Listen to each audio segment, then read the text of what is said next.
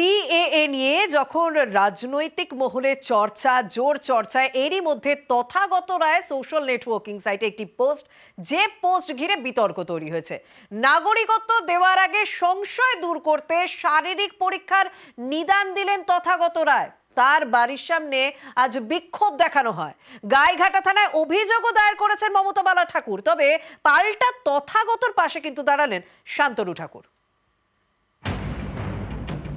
ভোটের মুখে সিএএ নিয়ে রাজনীতির হাওয়া গরম।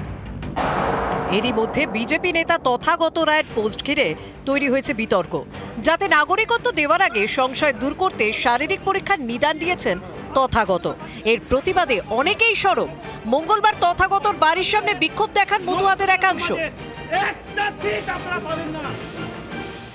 গাইঘাটা থানায় তথাগতর বিরুদ্ধে লিখিত অভিযোগ দায়ের করেছেন বনগাঁর প্রাক্তন তৃণমূল সাংসদ মমতা বালা ঠাকুর। এত বড় কথা, এত নোংরা ভাষা, আমি মনে করি যে এই ভাষা বিজেপি একমাত্র ব্যবহার করতে পারে। বিজেপির যে কালচার, বিজেপির যে কৃষ্টি, আমার মনে হয় এটাই ওদের শিক্ষা দিয়েছে।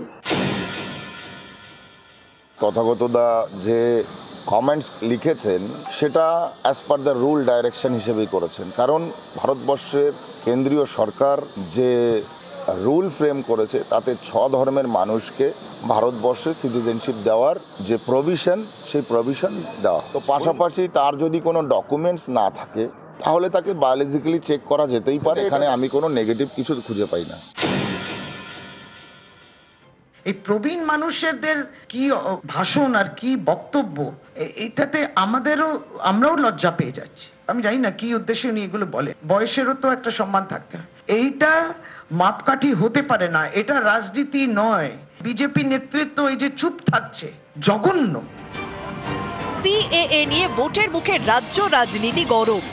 এরই মধ্যে নাগরিকত্ব নিয়ে তথাগতর পোস্ট ঘিরে যেভাবে বিতর্ক তৈরি হয়েছে সেটা বঙ্গ বিজেপির কাছে অস্বস্তির বলেই মত পর্যবেক্ষকদের একাংশে।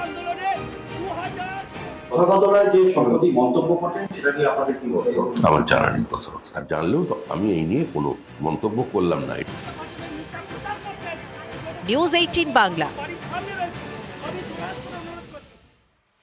কয়লা দুর্নীতি মামলায় এই মামলায় 10ই জুলাই পর্যন্ত অভিষেক বন্দ্যোপাধ্যায়কে দিল্লিতে তলব করতে পারবে না ইডি।